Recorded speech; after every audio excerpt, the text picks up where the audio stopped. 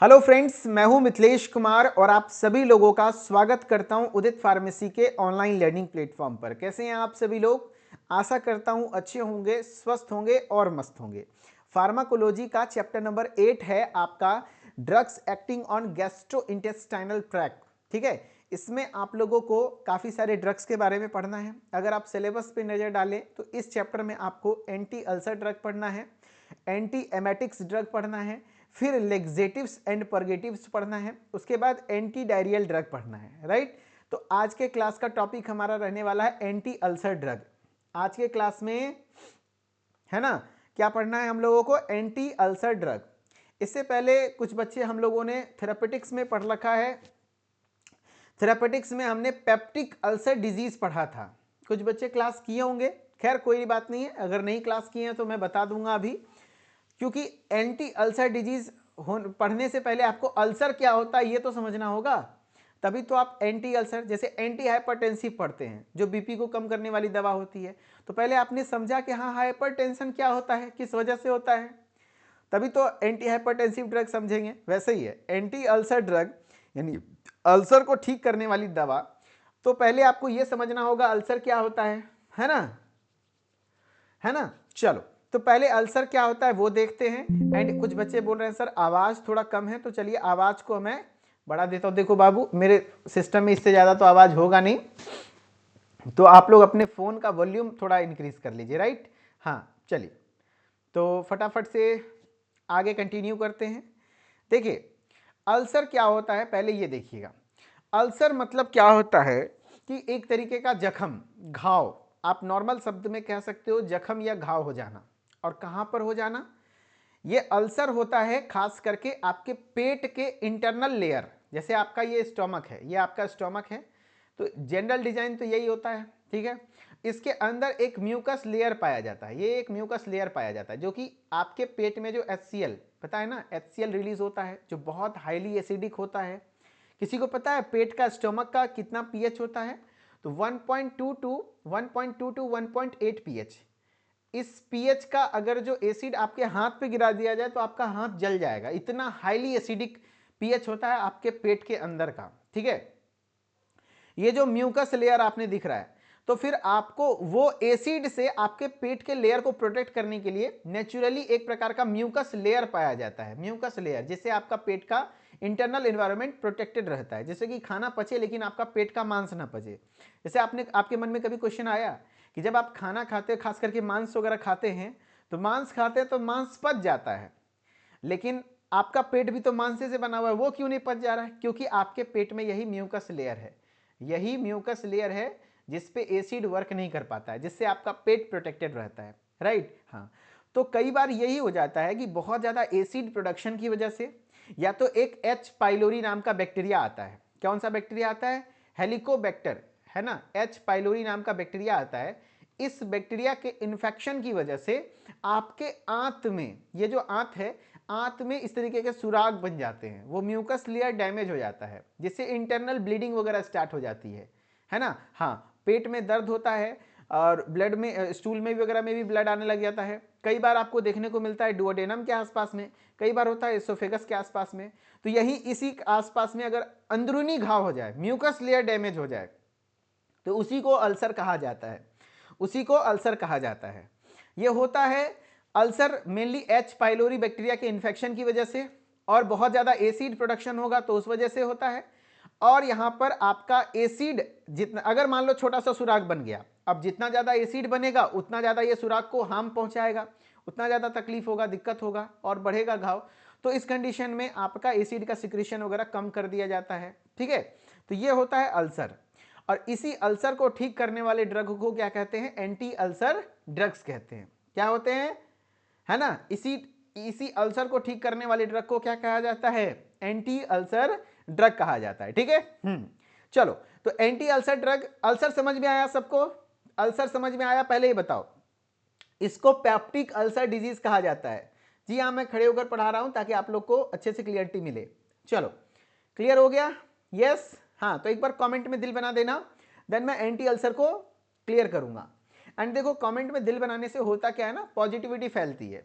और याद रखना, 3 इडियट मूवी देखे थे आपने, all is well, all is well, all is well, सब बढ़िया है, सब बढ़िया है। उससे आदमी चैन से रिलैक्स होता है। जब रिलैक्स होता है तो दिमाग बहुत जल्दी नई चीज़ों को एक्सेप्ट करता है और आप नई चीज़ें सीखने के लिए प्रेरित होते हैं। तो जब आपके आसपास के इर्द गिर्द का माहौल थोड़ा सा रंग बिरंगा होगा ना, जैसे दिल बन रहा है तो अच्छी फीलिंग्स आती है, तो फिर आपको कॉन्सेप्ट बहुत अच्छे से समझेगा। इसलिए दिल बनाने में कंजूसी नहीं करिएगा, ठीक है।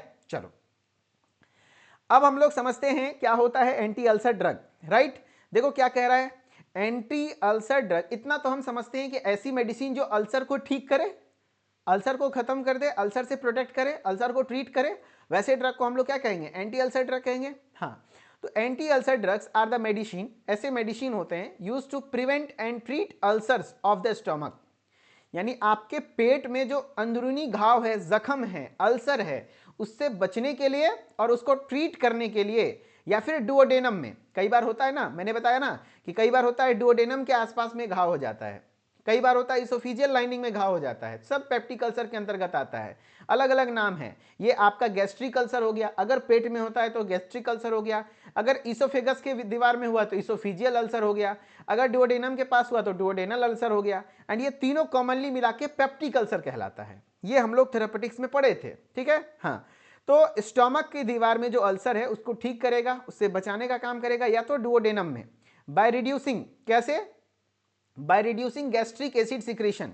गैस्ट्रिक एसिड सिक्रेशन, गैस्ट्रिक का मतलब हर जगह याद रखना, गैस्ट्रिक वर्ड लगा रहे, इसका मतलब पेट, यानी पेट में जो एसिड बन रहा है।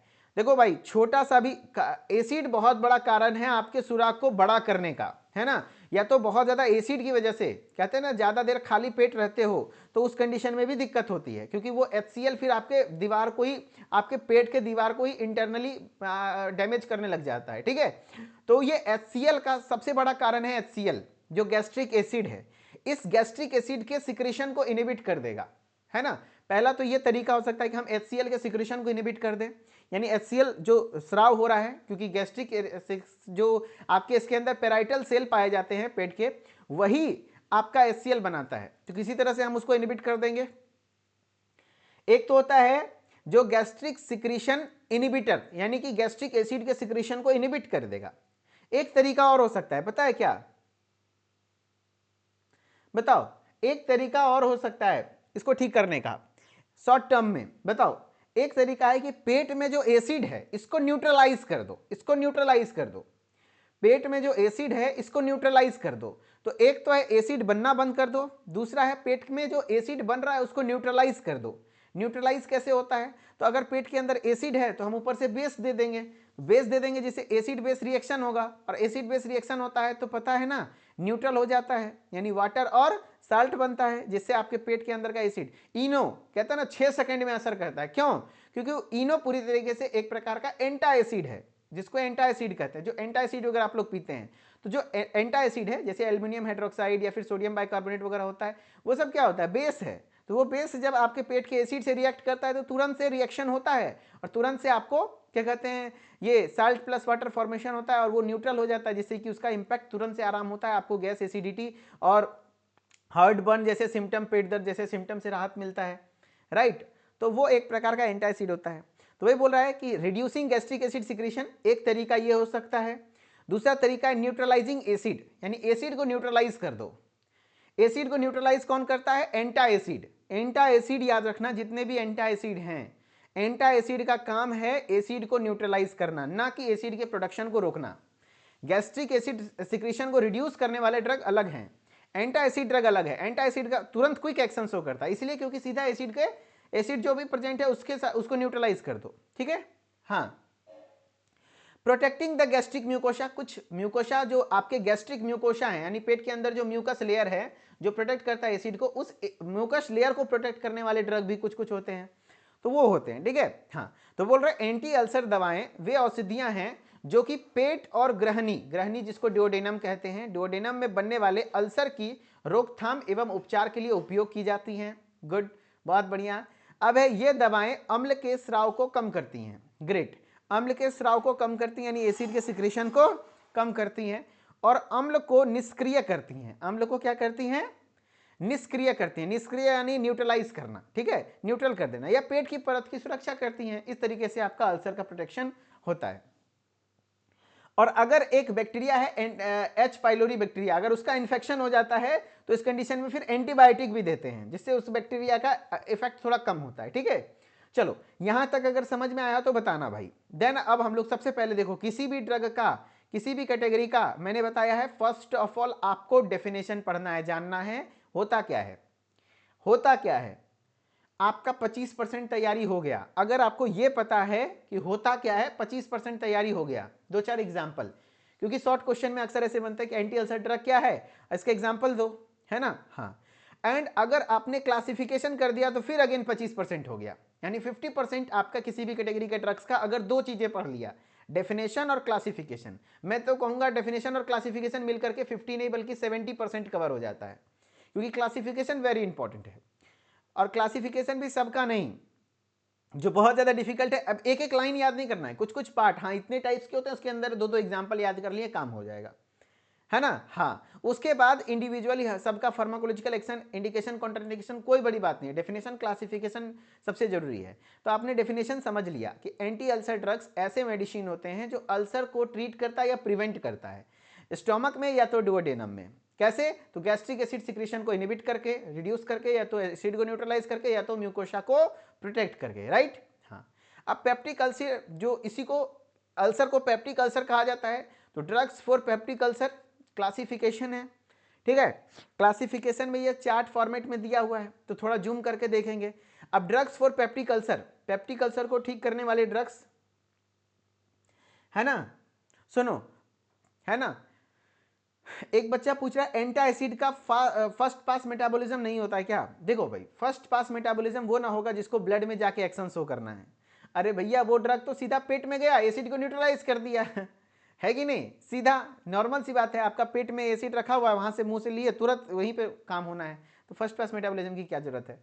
चलो उसके बाद पहले एक्शन करता है, उसके बाद जो मेटाबॉलिज्म वगैरह होता होना होगा होता रहेगा, इसीलिए तुरंत से काम करता है इनो वगैरह।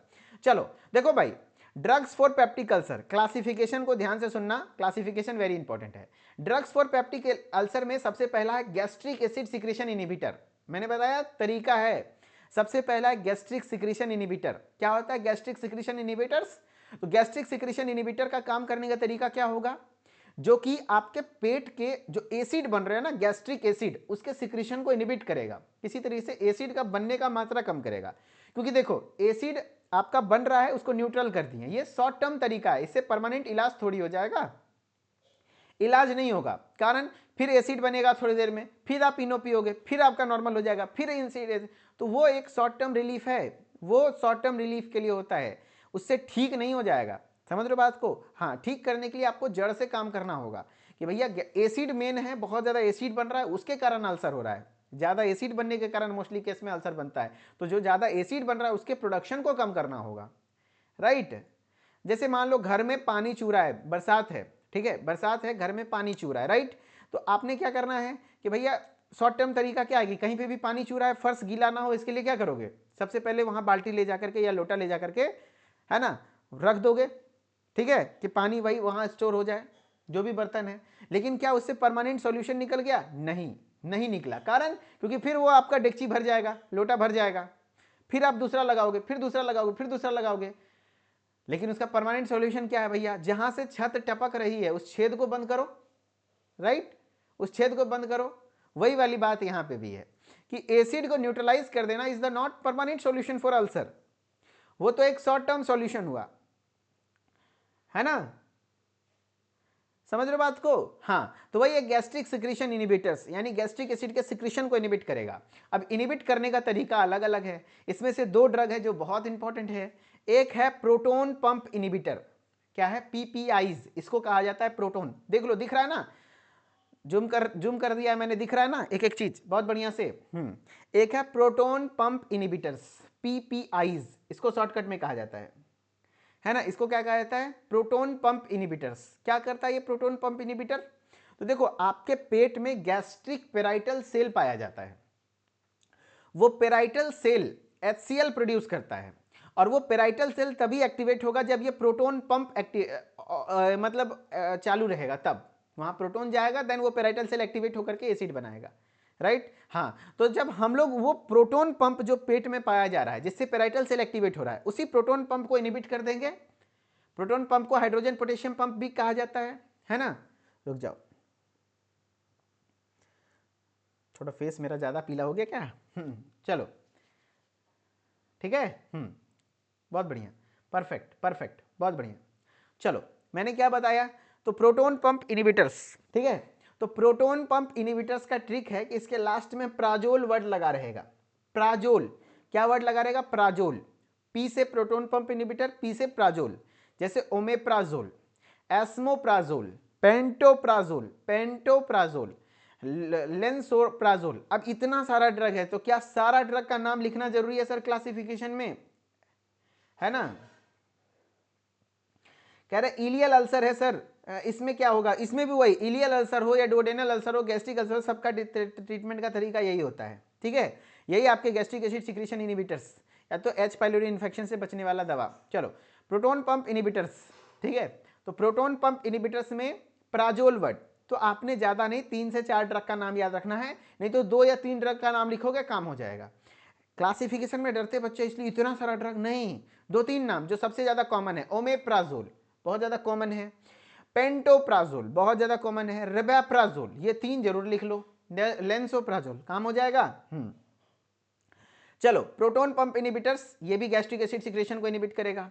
दूसरा H2 एंटीहिस्टामिन, आपके पेट में H2 रिसेप्टर भी पाया जाता है। H2 रिसेप्टर यानी हिस्टामिन रिसेप्टर, ठीक है। H2 यानी हिस्टामिन 2 रिसेप्टर, ठीक है। अब वो हिस्टामिन 2 रिसेप्टर जब तक एक्टिवेट रहेगा यानी ऑन रहेगा, तब तक आपका गैस्ट्रिक एसिड का सिक्रेशन बनता रहेगा, एसिड बनता रहेगा। लेकिन जिस दिन H2 रिसेप्टर को ब्लॉक कर दिए, जब ब्लॉक कर दिए, तो फिर आपका gastric acid parietal cell acid बनाना बंद कर देगा, है ना। ये एक है H2 रिसेप्टर, दूसरा है प्रोटोन पंप। ये भी चालू रहता है, ये भी चालू रहता है, तब तो एसिड बनता है। लेकिन अगर ये बंद हो गया तो भी एसिड बंद, ये बंद हो जाएगा तो भी एसिड बंद। तो फिर आपका H2 एंटीहिस्टामिन भी यूज होता है, जो कि गैस्ट्रिक एसिड के सिक्रेशन को इनहिबिट करता है, जिसमें टिडिन टिडिन वर्ड लगा रहता है। H2 को ब्लॉक कैसे करोगे? टिडिन टिडिन करके। कैसे? टिडिन टिडिन। इसमें क्या लगा रहता है? टिडिन टिडिन वर्ड लगा होता है। देखो, सिमेटिडिन, रेनिटिडिन, फैमोटिडिन, रॉक्साटिडिन, लेफुटिडिन, है ना। यानी 2-3 ड्रग का नाम याद रख लो, सिमेटिडिन, रेनिटिडिन, फैमोटिडिन एंड रॉक्साटिडिन, बहुत हो गया, ठीक है। हाँ, अगर 3 नंबर के क्वेश्चन में हो तो डेफिनेशन देखो, डेफिनेशन क्लासिफिकेशन तो कम से कम लिखना ही होगा। डेफिनेशन क्लासिफिकेशन मिला जुला के थोड़ा शॉर्ट शॉर्ट कर करके लिखोगे तो काम हो जाएगा, ठीक है। लॉन्ग में है तो उसी चीज को इलेबोरेट करके लिखना पड़ता है, बड़ा कर करके लिखना पड़ता है, जबरदस्ती खींच खींच के बड़ा करना पड़ता है। शॉर्ट में टू दी पॉइंट लिखो, काम हो जाएगा। एंटीहिस्टामिन्स, सिमेटिडिन, ब्रेनिटिडिन, फैमोटिडिन, ठीक है, हो जाएगा। अब है एंटीकोलिनर्जिक्स, ये तो 2 मेन ड्रग हैं जो कि आपके गैस्ट्रिक एसिड के सिक्रेशन को इनहिबिट करते हैं। कौन कौन सा? एक है पीपीआईज, कम से कम 2 को याद रखो। अगर आपने एंटीकोलिनर्जिक नहीं भी याद रखा तो काम चल जाएगा। प्रोस्टाग्लैंडिन एनालॉग नहीं भी याद रखा तो काम चल जाएगा। देखो, मैं पहले बता देता हूं, ये 2 ड्रग आपको जरूर याद रखना है। ये 2 क्लास का ड्रग, ये 2 क्लास का ड्रग यानी H2 एंटीहिस्टामिन ब्लॉकर और प्रोटोन पंप इनहिबिटर्स, ये इंपॉर्टेंट है, ठीक है। इसमें मैं हाईलाइट कर, सिमेटिडिन, रेनिटिडिन, फैमोटिडिन, इसमें ओमेप्राजोल, पेंटोप्राजोल, रेबेप्राजोल, बस ये 2 भी लिखोगे तो काम हो जाएगा, है ना। चलो, हिस्टामिन आपके बॉडी में बनने वाला केमिकल है जिसके H1, H2, H3, H4, H5 receptor की तरह अलग अलग रिसेप्टर से काम करता है, ठीक है। तो H2 रिसेप्टर आपके पेट में पाया जाता है, जिससे कि वो एक्टिवेट होता है, जिससे उसी रिसेप्टर से एक्टिवेट होकर के फिर आपका एसिड बनता है, ठीक है। हाँ, अगर वो रिसेप्टर को आपने ब्लॉक कर दिया, हिस्टामिन 2 के रिसेप्टर को, तो हिस्टामिन उससे वर्क नहीं कर पाएगा, जिससे एसिड नहीं बनेगा। चलो, अब देखो कुछ और भी मन है तब, जैसे एंटीकोलिनर्जिक ड्रग्स, कुछ एंटीकोलिनर्जिक ड्रग है वो भी गैस्ट्रिक एसिड के सिक्रेशन को इनहिबिट करता है, जैसे पायरेनजेपिन, है ना, प्रोपेंथेलिन, ऑक्सीफेनोनियम। तो ये देखो ऑप्शनल है, आपको याद रखना है तो रखो, कोई बात नहीं। हाँ, H2 एंटागोनिस्ट भी बोल सकते हो, H2 ब्लॉकर भी बोल सकते हो, H2 एंटीहिस्टामिन भी बोल सकते हो, है ना, सब बात बराबर है। एक होता है प्रोस्टाग्लैंडिन एनालॉग, ये भी गैस्ट्रिक एसिड के सिक्रेशन को इनहिबिट करता है ना, मीसोप्रोस्टोल नाम है, मीसोप्रोस्टोल। लेकिन 2 इंपॉर्टेंट है, कौन कौन सा? H2 एंटीहिस्टामिन या फिर H2 एंटागोनिस्ट, H2 ब्लॉकर, आपने जो बोलना है बोलो। प्रोटोन पंप इनहिबिटर्स, ये 2 ड्रग इंपॉर्टेंट है। अब है gastric acid neutraliser. Gastric acid neutraliser मतलब क्या होता है दोस्त? जो एसिड को न्यूट्रलाइज करे, जो क्या करे? एसिड को न्यूट्रलाइज करे। अब ये एसिड को न्यूट्रलाइज करने वाले दो प्रकार के होते हैं, एक तो सिस्टेमिक और एक होता है नॉन सिस्टेमिक। अच्छा, गैस्ट्रिक एसिड न्यूट्रलाइजर को क्या कहा जाता है एक वर्ड में?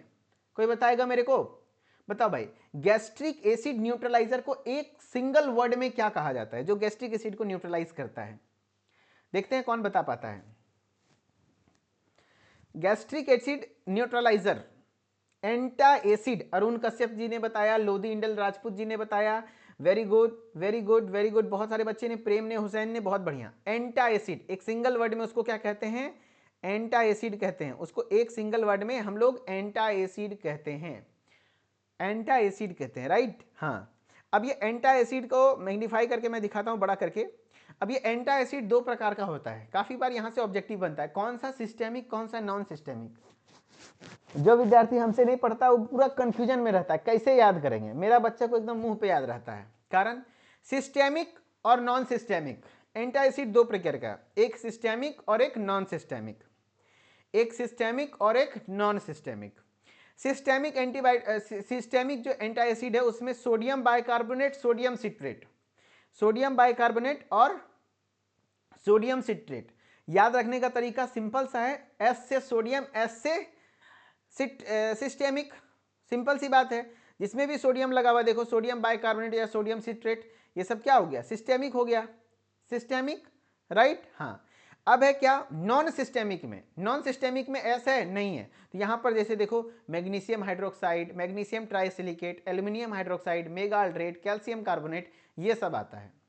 समझ रहे बात को? हाँ, तो एस जिसमें लगा रहे, जैसे sodium bicarbonate, sodium citrate, systemic है, जबकि एस नहीं लगा रहे तो नॉन सिस्टेमिक, जैसे magnesium hydroxide, aluminium hydroxide, magaldrate, calcium carbonate, है ना, मैग्नीशियम ट्राइसिलिकेट, ये सब आपके क्या हो जाते हैं? नॉन सिस्टेमिक एंटा एसिड हो जाते हैं।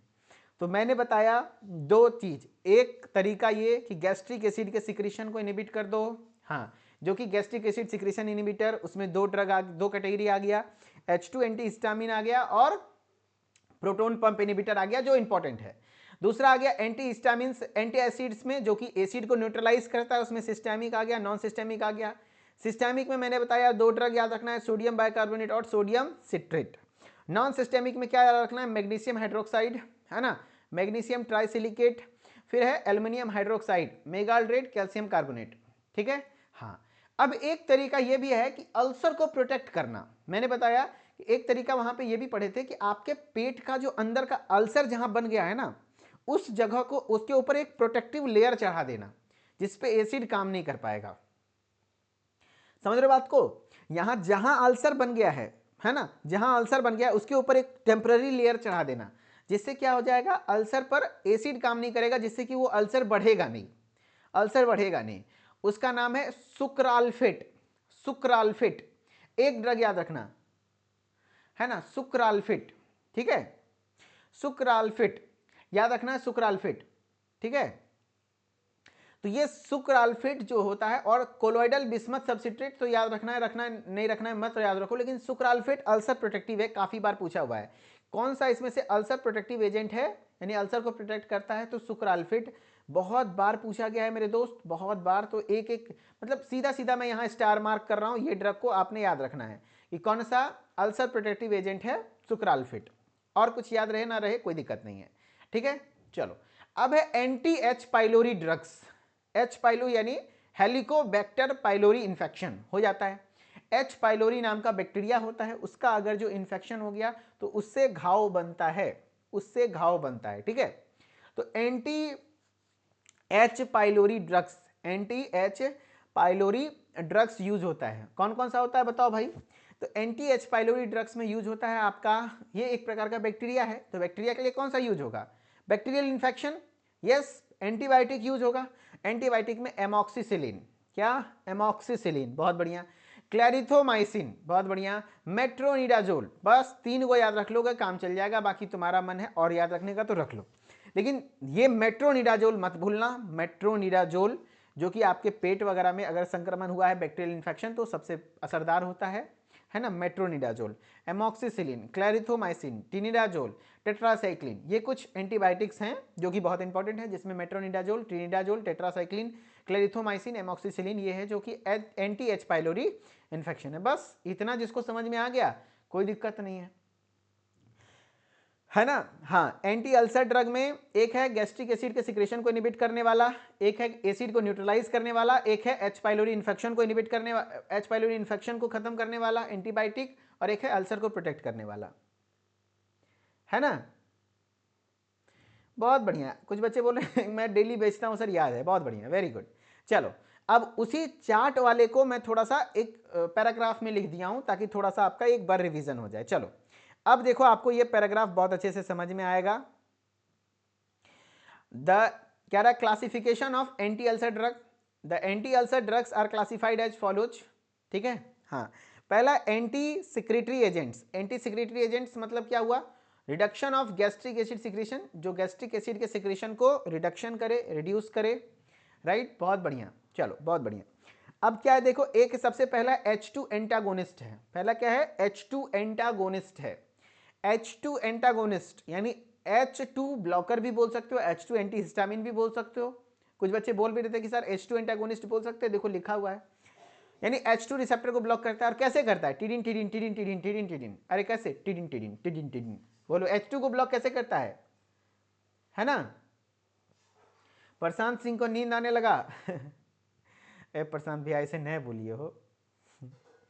कितना बज रहा है, 10:30 बजे नींद आ रहा है। हम बताए हैं पहले, जिसको अभी के ज़माना में 10 बजे 11 बजे नींद आ रहा है दोस्त, तैयार रहिए पूछा जाएगा।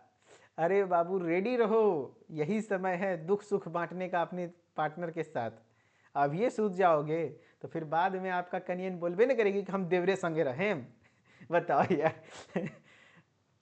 है, बताओ, ये बात तो हम नहीं, कभी भी नहीं। एगो क्या लिख रहा है, सर उस समय नींद नहीं आएगा। अब तरह के बहुत होशियार है, तेज बन रहे ना। उस समय नींद नहीं आएगा, आदत बना रहेगा तो नींद आवे ना करेगा। अब वैसे में आपकी वाली कहीं बतियाएगी कि बाबू क्या कर रहे हो, खाना खाया। छोड़वा सब तो और है, आजकल का छोड़वा सब है। छोड़वो सबको समझना चाहिए। अगर बिहार शादी हो गया, जब तक कुमारी थी, प्रेमिका थी, तब तक ठीक है, बात विचार कर रहा है, कोई दिक्कत नहीं। बियाह होने के बाद और मैसेज करता है, सो गया तुम्हारा हस्बैंड ये करता है, ऐसे ये बोल रहे हैं। इसलिए सावधान रहिए, पहले बीवी को सुला लीजिए, उसके बाद सोइए। इसे सीख लीजिए, नहीं तो फिर बाद में वही बोलेगी ठीक है। इसीलिए अभी इतना जल्दी नींद आता है तो फिर सुधारिए आदत, ठीक है। इसीलिए हम भी इस टाइम पे क्लासे रखते हैं, हम भी फ्यूचर प्लानिंग किए हुए हैं कि हमको भी जल्दी नींद ना आए ठीक है। चलिए खैर, मेरा आदत बहुत लंबा टाइम तक जगने का है, लेकिन तैयो कोई गारंटी नहीं, क्या पता कहीं नीले ड्रम में पाए गए तो आप लोग गवाह बनिएगा, पहले बता देते हैं। चलिए just a part of joke, start करते हैं। H2 एंटागोनिस्ट, जिसमें आपके क्या है, सिमेटिडिन है ना, रेनिटिडिन, फेमोटिडिन क्या बोला लड़का, आप जिंदगी में कभी नींद नहीं आएगा। हाँ बहुत बढ़िया। रोक्साटिडिन एंड लोराटिडिन, ये कुछ ड्रग्स हैं जिसमें आपके H2 एंटागोनिस्ट होते हैं, बहुत बढ़िया। पीपीआईज, इसको एक बार पूछा गया था, पीपीआई का फुल फॉर्म बताओ। पीपीआई का फुल फॉर्म है ना, proton pump inhibitors. Omeprazole, omeprazole है ना, ओमेप्राजोल, बहुत बढ़िया। लेंसोप्राजोल, अच्छा कभी सुने हो, हम बात बताते हैं, एको को लड़की को सुने हो यहाँ पे कभी भी बोलते हुए कि सर हमको नींद आ जाता है, कहियो सुने हो, नहीं, ठीक है बाबू। लड़की लोग में कितना power of control, power of सब कुछ ज़्यादा होता है, बस दिमाग छोड़ के सही बता रहे, दिमाग और खून छोड़ करके सब कुछ ज़्यादा होता है भगवान। चलिए खैर, ज़्यादा बोलेंगे विवाद हो जाएगा। चलिए, proton pump inhibitor, sorry sorry sorry sorry, गलती से मुंह से निकल गया, सच सच चलिए प्रोटोन पंप इनिबिटर्स, उसमें आपके ओमेप्राजोल होता है, लेंसोप्राजोल होता है, पेंटोप्राजोल होता है, प्राजोल वर्ड लगा होता है ना, रबेप्राजोल होता है, एस्मोप्राजोल होता है, ठीक है। ये सब होता है प्रोटोन पंप इनिबिटर्स। अब इसमें आपको माने ये दो ड्रग तो आपको लिखना ही लिखना है, बहुत इंपॉर्टेंट है। आपको मन है तो एंटीकोलिनर्जिक्स भी लिख दीजिए, जिसमें पायरेनजेपिन होता है, प्रोपेंथेलिन होता है, ऑक्सीफेनोनियम होता है, ये कुछ ड्रग्स होते हैं। कुछ प्रोस्टाग्लैंडिन एनालॉग में जैसे आपका मिसोप्रोस्टोल होता है, एक ड्रग का नाम याद रखिए, काम का चल जाएगा। क्या कहते हैं, एंटी गैस्ट्रिन में आपके हो जाते हैं जैसे क्या कहते हैं, ऑक्ट्रीओटाइड। आपने दो याद रखना है, काम चल जाएगा, जो कि एंटी सिक्रेटरी एजेंट्स में आते हैं, ठीक है। हाँ चलो एक बच्चा बोल रहा है यू आर राइट सर, हम कभी रॉन्ग रहते हैं जी, है। चलिए बढ़िया है। Antacid, neutralisation of gastric acid. आज के टाइम में देखिए, हम युवाओं को जानकारी नहीं देंगे तो फिर उसके साथ दुर्घटना हो जाएगा, है ना, तो फिर दिक्कत है। तो एक शिक्षक होने के नाते हर तरीके का ज्ञान देते हैं जब जैसा जरूरत हो। चलिए, सिस्टेमिक और नॉन सिस्टेमिक एंटा एसिड दो तरीके का, एक है सिस्टेमिक एंटा एसिड और एक है नॉन सिस्टेमिक। सिस्टेमिक वाले में सोडियम लगा रहेगा, S4 sodium, S4 systemic, sodium bicarbonate, है ना, और सोडियम सिट्रेट, बहुत बढ़िया। नॉन सिस्टेमिक में क्या क्या आता है, तो देखो इसमें सोडियम नहीं लगा हुआ, magnesium hydroxide, magnesium trisilicate, aluminium hydroxide gel, मेगाल्ड्रेट, calcium carbonate, ये सब आता है, ठीक है। चलो बहुत बढ़िया। अल्सर प्रोटेक्टिव्स, अल्सर प्रोटेक्टिव्स यानी अल्सर को प्रोटेक्ट करने वाला ड्रग, अल्सर के ऊपर एक प्रोटेक्टिव चिकना लेयर बना देगा जिससे एसिड उसको हार्म नहीं पहुंचा पाए। उसमें सुक्राल्फेट है, क्या है, सुक्राल्फेट है, एंड कोलोइडल बिस्मथ सब्सिट्रेट CBS होता है, ठीक है। अब अल्सर हीलिंग ड्रग, कुछ ऐसे ड्रग होते हैं जो अल्सर को हील करता है, जो कि आपको इस क्लासिफिकेशन चार्ट में नहीं दिया गया है, ठीक है। तो आपने जरूरी नहीं कि बहुत ज्यादा लिखना है, आप 2-4 को लिख देंगे काम हो जाएगा। अल्सर हीलिंग ड्रग में कार्बिनोक्सोलोन, सोडियम, ये कुछ ड्रग्स आते हैं। एंड एक है anti H Helicobacter pylori drugs, H pylori, है ना, गुलाब खान सर के छोटे भाई है एंटी हेलिकोबैक्टर पाइलोरी ड्रग्स, ठीक है, हेलिकोबैक्टर पाइलोरी ड्रग्स, ठीक है। एंटी हेलिकोबैक्टर यानी H पाइलोरी बैक्टीरिया के इन्फेक्शन को कम करेगा। तो H पाइलोरी बैक्टीरिया है तो उसके लिए एंटीबायोटिक कौन कौन सा, एमोक्सिसिलिन, है ना, एमोक्सिसिलिन, क्लैरिथोमाइसिन, मेट्रोनिडाजोल, टिनिडाजोल, टेट्रासाइक्लिन। अरे बोलो यहां तक समझ में आया कि नहीं, मेन यहीं तक है। अगर यहां तक जिसका क्लियर हो गया, समझो भैया ये टॉपिक 70%, 60-70% क्लियर हो गया। एक बार बताओ, चलो मेरे साथ रिपीट करो, मैंने क्या बताया, शुरू से सुनना, ध्यान से सुनना। देखो हंसी मजाक से हटके अब थोड़ा 2 मिनट सुन लो, उसके बाद फिर मजाक करेंगे। एंटी अल्सर ड्रग क्या होता है, तो जो अल्सर से प्रिवेंट करे और अल्सर को ट्रीट करे आपके स्टोमक में या डुओडेनम में, है ना, तो उसको हम लोग क्या कहते हैं, एंटी अल्सर ड्रग कहते हैं। कैसे, तो bye reducing gastric acid secretion, gastric acid के सिक्रीशन को रिड्यूस करके, या तो न्यूट्रलाइजिंग गैस्ट्रिक एसिड को न्यूट्रलाइज करके, या तो फिर प्रोटेक्टिंग अल्सर को प्रोटेक्ट करके, या तो फिर H पाइलोरी इन्फेक्शन को ट्रीट करके, H पाइलोरी के इन्फेक्शन को खत्म करके। बहुत तरीके हैं, हाँ। अब इसके अलग अलग तरीके के आधार पर ड्रग है, जैसे गैस्ट्रिक एसिड सिक्रीशन इनिबिटर्स, इसमें 2 ड्रग बहुत ज्यादा इंपॉर्टेंट है। मैंने बताया ना 2 ड्रग बहुत इंपॉर्टेंट है, आपने 2 क्लास का ड्रग याद रखना है, बस आपका काम बन जाएगा। एक है H2 एंटागोनिस्ट, H2 एंटागोनिस्ट जिसमें टिडिन वाला लगता है, सिमेटिडिन, रेनिटिडिन, फेमोटिडिन, है ना, हाँ। और एक है प्रोटोन पंप इनिबिटर्स, PPIs, इसमें प्राजोल वर्ड लगा होता है, ओमेप्राजोल, लेंसोप्राजोल, पेंटोप्राजोल, रेबेप्राजोल, एस्मोप्राजोल, राइट, हाँ। बस इतना 2 को याद रह जाएंगे। अब एक है एंटा एसिड का काम क्या होता है, न्यूट्रलाइजेशन ऑफ गैस्ट्रिक एसिड के न्यूट्रलाइज को कम करना। बस फार्माकोलॉजिकल एक्शन है क्या, अगर आपको डेफिनेशन क्लासिफिकेशन याद हो गया तो फार्माकोलॉजिकल एक्शन बस चुटकी में लिखेंगे। कारण एंटी एसिड का काम क्या है, तो गैस्ट्रिक एसिड को न्यूट्रलाइज करना, हो गया फार्माकोलॉजिकल एक्शन। उसी को 2-3 लाइन बढ़ा के लिख देंगे, ठीक है। चलो, सिस्टेमिक में है सोडियम बाइकार्बोनेट, सोडियम सिट्रेट, ठीक है, हाँ। नॉन सिस्टेमिक में है मैग्नीशियम हाइड्रोक्साइड, मैग्नीशियम ट्राइसिलिकेट, ठीक है, हो गया। आपका फिर एल्युमिनियम हाइड्रोक्साइड जेल है, ये सब याद रखना, मेगाल्ड्रेट है। इसमें सोडियम एस से सिस्टेमिक, सोडियम जिसमें भी लगा रहे वो सिस्टेमिक होता है। अल्सर प्रोटेक्टिव में क्या होता है, sucralfate, very very important, CBS भी याद रख लो, कोलोइडल बिस्मथ सब्सिट्रेट, अल्सर प्रोटेक्टिव होता है। एक है एंटी एलिकोबैक्टर पाइलोरी इन्फेक्शन, जो कि आपके एमोक्सिसिलिन होते हैं, क्लेरिथोमाइसिन होता है, मेट्रोनिडाजोल होता है, टिनाडाजोल होता है, टेट्रासाइक्लिन होता है, ये कुछ ड्रग्स हैं। चलो अभी ये क्लियर हो गया, क्लासिफिकेशन क्लियर हो गया, ठीक है। एक बार सभी लोग कमेंट में दिल बना देना यार, बहुत मन से पढ़ा रहे हैं, बहुत अच्छे से रिवीजन करा करा के पढ़ा रहे हैं, ठीक है। और जिसको नींद आ रहा है ना, जो क्लास छोड़ेगा उसका भाग जाएगी, जाओ जो क्लास छोड़ के जाएगा उसका भाग जाएगी, इसलिए क्लास मत छोड़ना। ठीक है, इसीलिए क्लास जो छोड़ा भाई, समझ रहे बात को, फिर दिक्कत होगा। अभी से सवाल है, इज्जत का सवाल है भाई, क्लास में रुक जाओ। हाँ, कोई नहीं छोड़ के जाएगा क्लास। चलो, और 15-20 मिनट क्लास चलेगी, बहुत मजा आएगा पढ़ने में। चलो ध्यान से सुनना।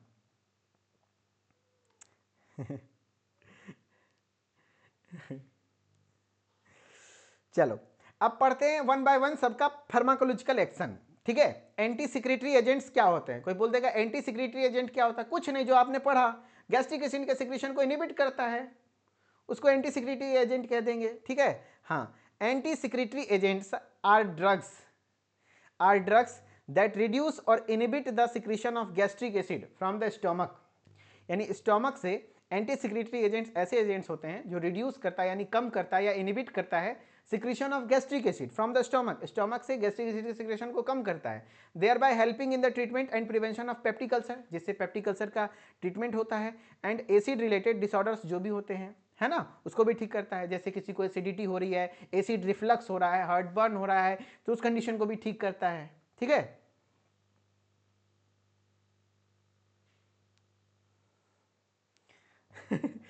चले बढ़िया बढ़िया। चलिए ध्यान से सुनिए, अब क्लास पे ध्यान दीजिए भाई, खाली हंसने नहीं है, पढ़ना भी है। एंटी सिक्रेटरी एजेंट्स वे दवाएं हैं जो पेट से निकलने वाले गैस्ट्रिक अम्ल यानी हाइड्रोक्लोरिक अम्ल के स्राव को कम या रोकती हैं, हाँ, जिसमें अल्सर या अम्ल संबंधी रोगों के उपचार में सहायता मिलती है। ठीक है, हाँ, अब जिसमें आपका H2 रिसेप्टर एंटागोनिस्ट आ जाता है। H2 रिसेप्टर एंटागोनिस्ट कैसे काम करता है?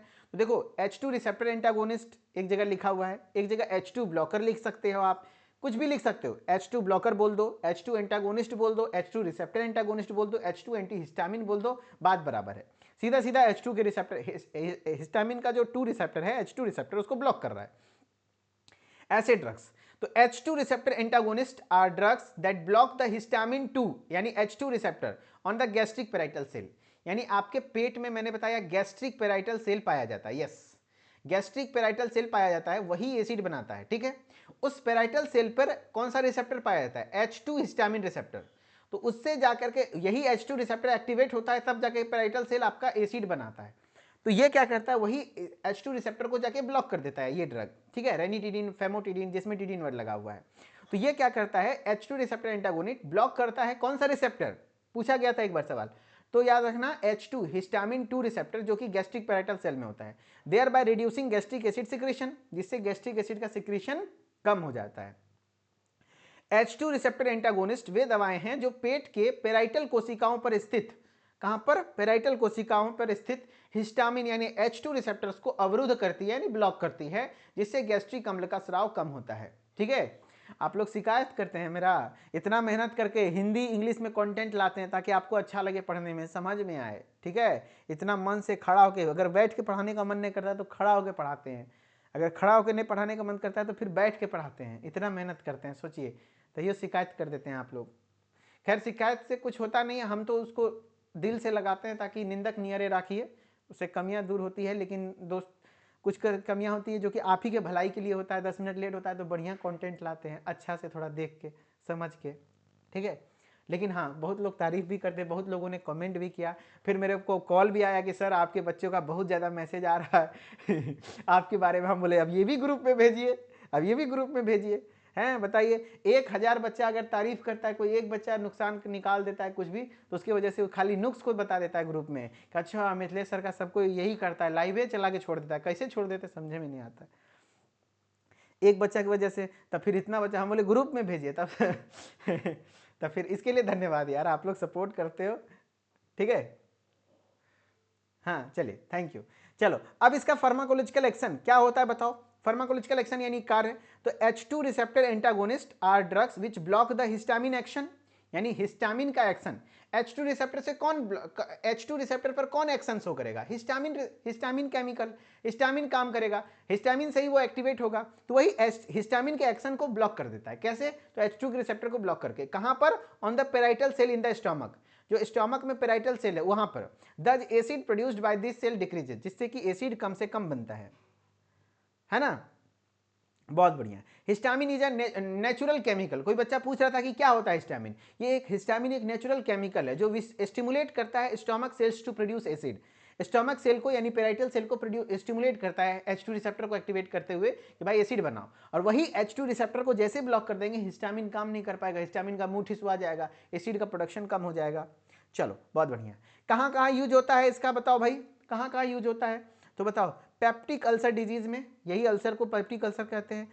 डिस्पेप्सिया, अगर किसी को अपच हो जाए, अपच डिस्पेसिया मतलब है खाना नहीं पचना, अपच हो जाना, पेट में जलन होना, भारीपन और दर्द से राहत के लिए प्रयोग किया जाता है ना। जोलिंजर एलिजन सिंड्रोम, जिसमें इस रोग में अत्यधिक अम्ल स्राव से कम अत्यधिक अम्ल स्राव को कम करने के लिए उपयोग किया जाता है। जोलिंजर एलिजन सिंड्रोम में बहुत ज्यादा एसिड बनने लग जाता है तो उस कंडीशन में यूज होता है। GERD, याद करो, गैस्ट्रोइसोफेजियल रिफ्लक्स डिजीज, इसको क्या कहा जाता है, gastroesophageal reflux disease. Reflux disease में आपको उल्टा ढकार आने लग जाता है, पेट का एसिड खट्टा ढकार आता है, एकदम मुंह कान छटपटा जाता है, तो हार्ट बर्न होता है, सीना भारी भारी लगता है, तो वो कंडीशन GERD है। Prevention and stress ulcer, ulcer को बचाने, स्ट्रेस अल्सर जब बहुत ज्यादा स्ट्रेस लेते हैं या तो लॉन्ग टर्म आप NSAID ड्रग यूज कर लेते हैं ना, NSAID ड्रग का साइड इफेक्ट होता है। Non steroidal anti inflammatory drug जैसे एस्पिरिन है, आइबुप्रोफेन है ना, क्या कहते हैं, डाइक्लोफेनाक वगैरह है, ये सब ड्रग जब लॉन्ग टर्म तक यूज करते हैं तो आपको अल्सर होने का चांस रहता है, तो उस सब अल्सर से भी बचाता है। एंड स्ट्रेस बहुत ज़्यादा लेते हैं तो उस समय पे भी आपका अल्सर होने का चांस रहता है, तो उसको भी बचाता है। स्पेसिफिक इंडिकेशन ऑफ रेनिटिडीन, ठीक है, हाँ बहुत बढ़िया। अब कॉन्ट्रा इंडिकेशन है, कहाँ यूज नहीं करना है इस तरीके का एंटी अल्सर ड्रग का use. They should not be used in the patient with known hypersensitivity to this drug.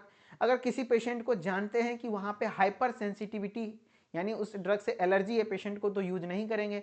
And should be cautiously in pregnant and lactating women. यानी आपको कॉन्ट्रा इंडिकेशन में कुछ समझ में आए नहीं आए, 2 या 3 लाइन बता देता हूं, आराम से लिख सकते हो। पहला कि अगर उस दवा से हाइपर सेंसिटिविटी है, किसी भी दवा से कोई भी पेशेंट हो सकता है एलर्जिक, हाइपर सेंसिटिव मतलब एलर्जिक है तो नहीं यूज करना है। दूसरा लाइन लिख देना भाई कोई भी दवा का किसी लीवर प्रॉब्लम है तो यूज करने से पहले सोचना है। अगर किसी को किडनी प्रॉब्लम है तो, क्योंकि लीवर में ही आपका मेटाबॉलिज्म होगा, किडनी से एक्सक्रीशन होगा। एंड फिर ये दवा आपके प्रेग्नेंट और लेक्टेटिंग मदर यानी कि प्रेग्नेंट महिला को भी दिक्कत होती है। और ये देखो आपका अल्सर है, ठीक है। जैसे रेनिटिडीन, इसमें रेनिटिडीन है, ये एक प्रकार का हिस्टामिन H2 रिसेप्टर एंटागोनिस्ट है जो इनहिबिट करता है एसिड के प्रोडक्शन को by stomach cells. It is used in the PUD, peptic ulcer disease, है ना। PUD का मतलब क्या होता है, peptic ulcer disease, peptic ulcer disease, ठीक है। और एक होता है GERD, गैस्ट्रोइसोफेजियल, है ना, गैस्ट्रिक इसोफिजियल रिफ्लक्स डिजीज। बस 10 मिनट और पढ़ो भाई, पढ़ना जरूरी है, तभी तो एक टॉपिक तो खत्म करोगे, ज़्यादा नहीं। अब बस 2-4 पॉइंट है, उसके बाद क्वेश्चन ही है, उसके बाद क्वेश्चन ही है, टेंशन नहीं लेना है।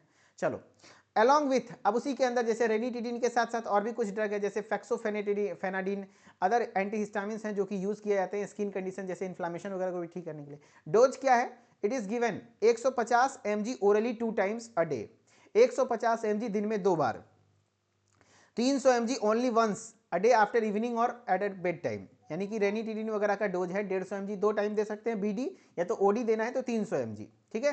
हाँ, इंडिकेशन क्या क्या है इसके, तो भैया treat and prevent stomach and intestinal ulcer, किसी को जैसे इन्होंने बोला इलियल अल्सर है, इंटेस्टाइन में अल्सर है, तो भी यहाँ पे यही यूज होगा, ठीक है।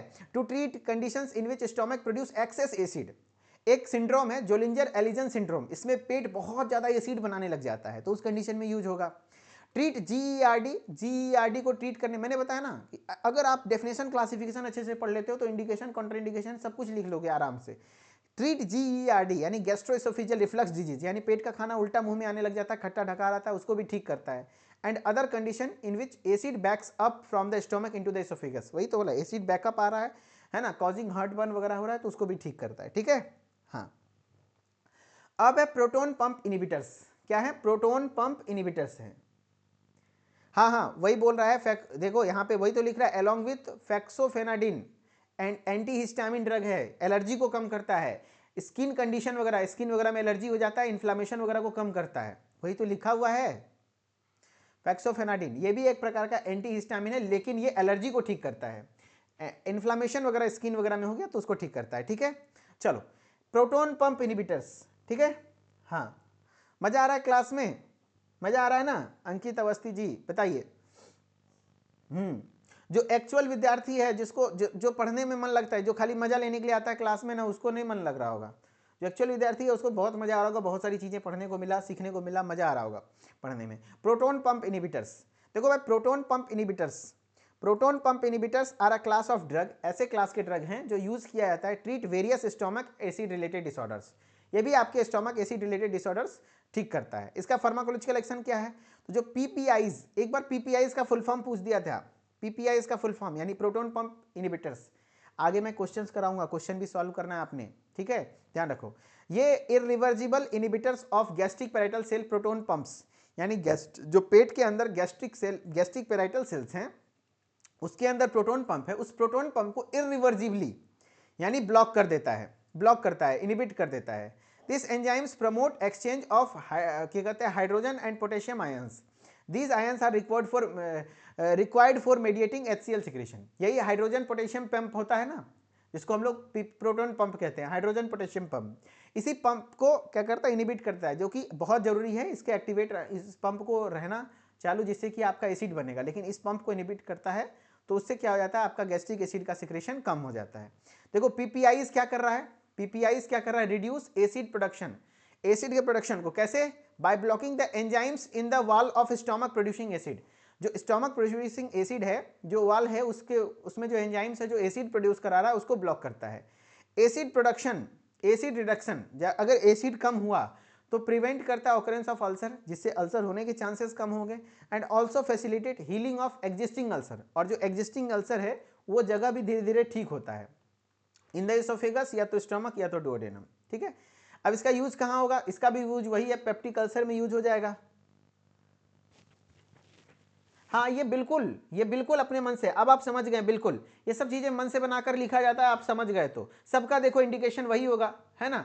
Gastro-oesophageal reflux disease, Zollinger Ellison syndrome, stress ulcer, combination with antibiotic, it is used eradicating Helicobacter pylori. अगर डायरिया वगैरह हो रहा है तो हेलिकोबैक्टर पाइलोरी इन्फेक्शन वगैरह हो सकता है, तो एंटीबायोटिक के साथ देते हैं। एग्जाम्पल में है ओमेप्राजोल, पेंटोप्राजोल है। ओमेप्राजोल इनिबिट करता है प्रोटोन पंप को, डिक्रीज करता है amount of acid produce in the stomach. Dose of omeprazole क्या है? Adult dose is 20 to 40 mg 1 to 3 times in a day before meal. खाना खाने से पहले लिया जाता है ये ड्रग, है ना, ताकि आपका 1 से 3 टाइम 20 से 24 mg। अब कुछ एंटीकोलिनर्जिक्स हैं, तो एंटीकोलिनर्जिक्स आप नहीं भी पढ़ोगे तो काम चलेगा, लेकिन थोड़ा सा पढ़ लो, थोड़ा टाइम लगेगा, पढ़ लो। एंटीकोलिनर्जिक एजेंट्स ब्लॉक करते हैं न्यूरोट्रांसमीटर, पता है आपको, एसिटाइल कोलिन गैस्ट्रिक एसिड के सिक्रेशन को बढ़ाता है। तो एसिटाइल एंटीकोलिनर्जिक क्या करेगा? एसिटाइल कोलिन के एक्शन को इनिबिट करेगा, है ना। हाँ, तो acetyl choline in the central and peripheral nervous system, इसको इनिबिट करता है। ये एक एंटी मस्कैरिनिक एजेंट्स होता है, टाइप ऑफ एंटीकोलिनर्जिक ड्रग, जो कि मस्कैरिनिक एसिटाइल कोलिन रिसेप्टर को इनिबिट कर देता है। एम रिसेप्टर पाया जाता है आपके स्टोमक पे, M3 रिसेप्टर, जिससे आपका वो ड्रग क्या करता है?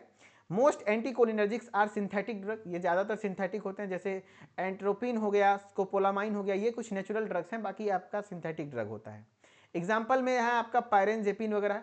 ये पायरेनजेपिन एक प्रकार का सेलेक्टिव एंटी मस्करिनिक एजेंट्स हैं, जो कि गैस्ट्रिक एसिड के सिक्रेशन को रिड्यूस करते हैं, ठीक है। जस्ट बस थोड़ा सा हो गया, खत्म है। Therefore it is used in peptic ulcer disease, इसीलिए इसका पेप्टिक अल्सर डिजीज में यूज होता है। It also reduce muscle spasm, muscle spasm को भी कम करता है, ऐठन को भी कम करता है।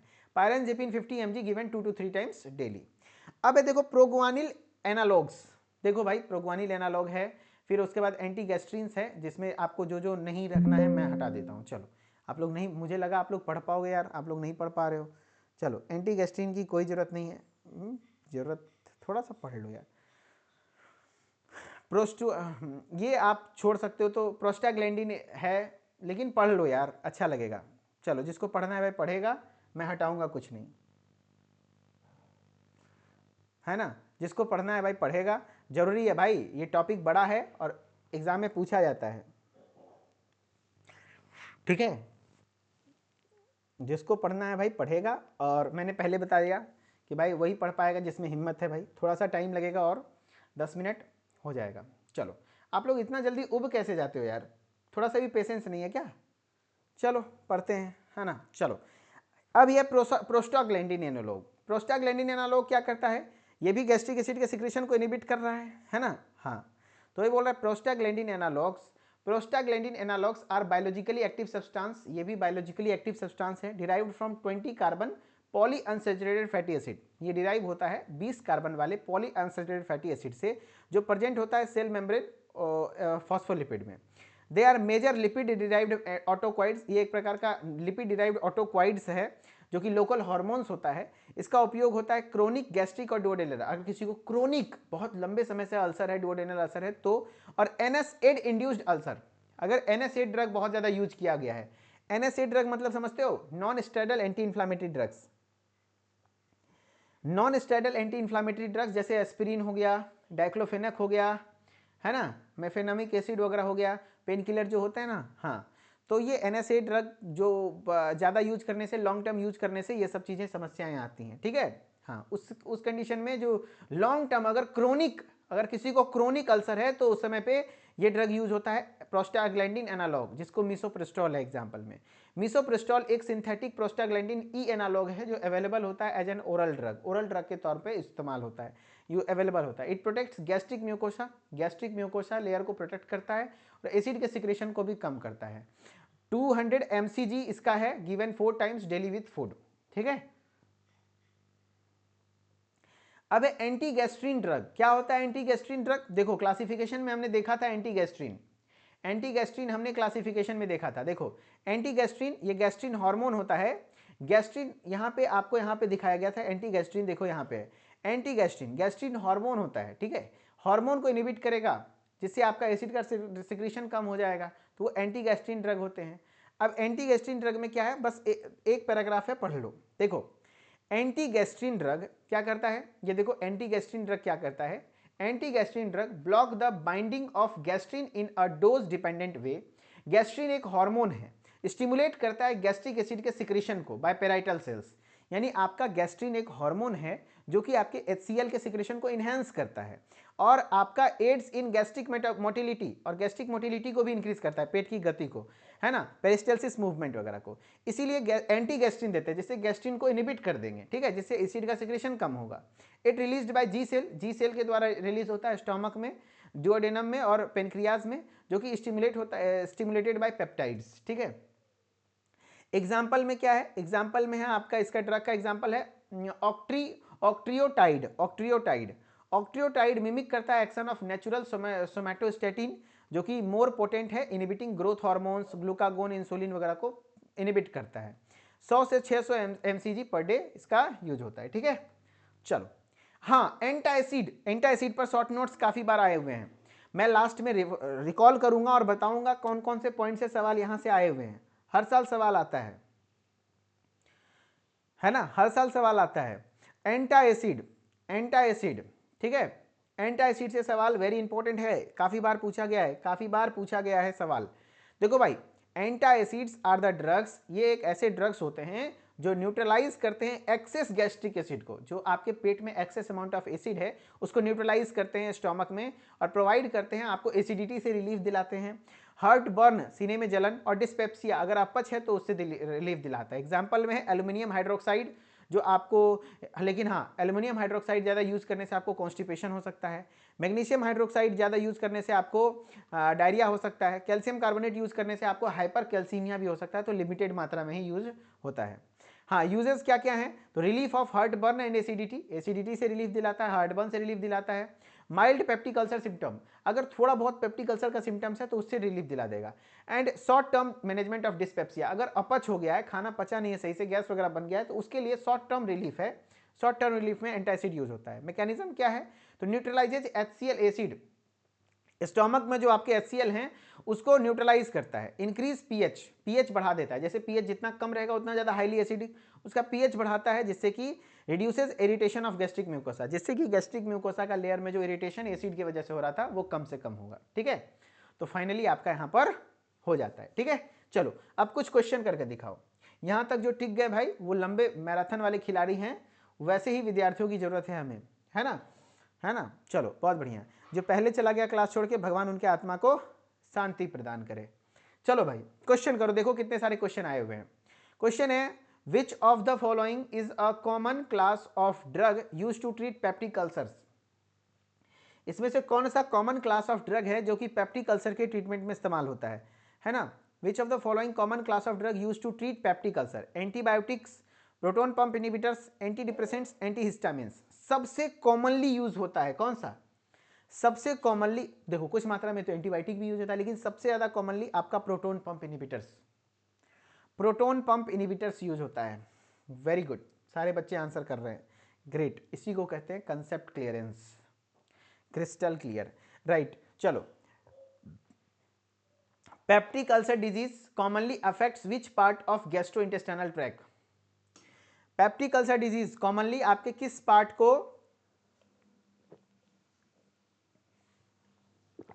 इफेक्ट करता है? Stomach and duodenum, oesophagus only, large intestine, rectum? जवाब दीजिए, जवाब दीजिए भाई। Peptic ulcer disease commonly affect which part? तो पेप्टिक अल्सर में स्टोमक और डुओडेनम ज्यादातर। आंसर ए, मतलब ये भी क्वेश्चन आप लोग ले गए। चलो भाई, एक क्वेश्चन है, इस क्वेश्चन का जवाब दो। Previous year question, previous year question, PYQ, PYQ है, जवाब दो। Which of the following is a proton pump inhibitor? इसमें से कौन सा प्रोटोन पंप इनिबिटर है? Which of the following is a proton pump inhibitors? Ranitidine, omeprazole, aluminium hydroxide, pirenzepine? जवाब दीजिए, which of the following is a proton pump inhibitors? तो prazole word लगा रहता है, P4 proton pump inhibitor, P4 Prajol. तो प्राजोल देखो इसमें लगा हुआ है, ओमेप्राजोल। अच्छा, सबके बारे में बताओ तो, रेनिटिडीन क्या है? तो ये H2 एंटागोनिस्ट है, H2 ब्लॉकर है। एल्यूमिनियम हाइड्रोक्साइड ये नॉन सिस्टेमिक एंटासिड है। पायरेंजेपिन एंटीकोलिनर्जिक्स है।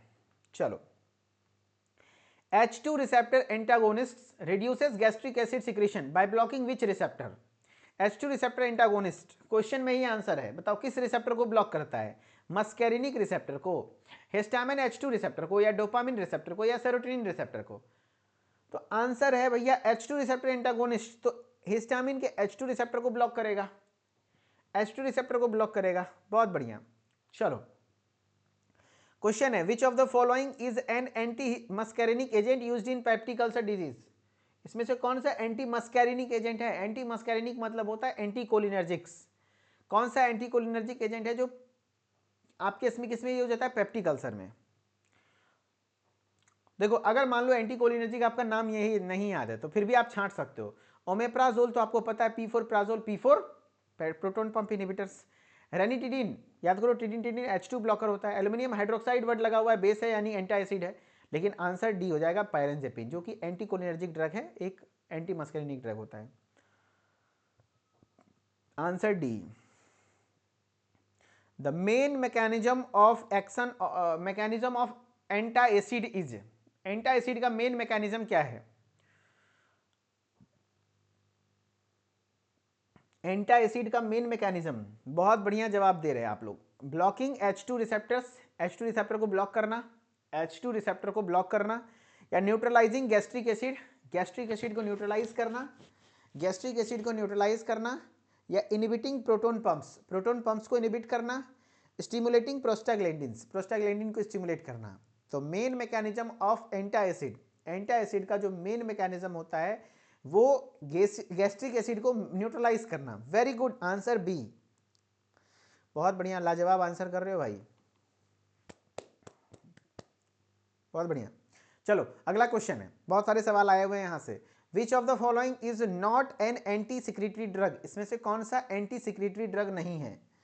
कौन सा एंटी सिक्रेटरी ड्रग नहीं है? जवाब दो, मैं नहीं दे रहा, मैं नहीं दे रहा, आप लोग जवाब दो। एंटी सिक्रेटरी ड्रग्स कौन सा नहीं है?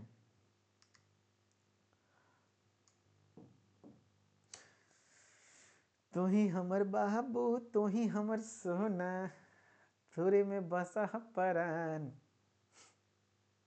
मिले यह कोठवा पर न तो चल जैते हमर इत जान। आंसर डी, करेक्ट, बहुत बढ़िया, मजा आ गया, इसीलिए तो मेरे मुंह से गाना निकल जाता है इतना अच्छा आप लोग आंसर कर रहे हो, डी, बहुत बढ़िया। देखो, कौन सा anti secretory? Anti secretory H2 blocker, famotidine H2 blocker, prazole, PPI, यानी कि ये एंटी सेक्रेटरी नहीं है, न्यूट्रलाइजिंग एजेंट है, बहुत बढ़िया एंटी एसिड है। चलो एक सवाल का और जवाब दे दो।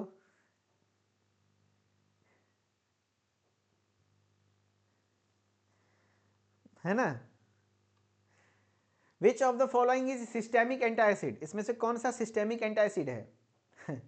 Systemic anti acid, S for systemic, S for sodium, मैंने बताया था, sodium bicarbonate, sodium carbonate, sodium citrate, जो भी, जवाब दो। तो सिस्टेमिक कौन सा, मैग्नीशियम वाला नहीं, मैग्नीशियम वाला नहीं, सिस्टेमिक नहीं, नहीं नहीं, yes sodium bicarbonate, sodium bicarbonate. याद करो, देखो सिस्टेमिक नॉन सिस्टेमिक में मैंने बताया था ना दोस्त, यहाँ देखो कन्फ्यूजन नहीं, एकदम नहीं कन्फ्यूजन रखना है। आज थोड़ा ज़्यादा स्लाइड भी हो गया पढ़ाने के लिए, मैं समझ पा रहा हूँ।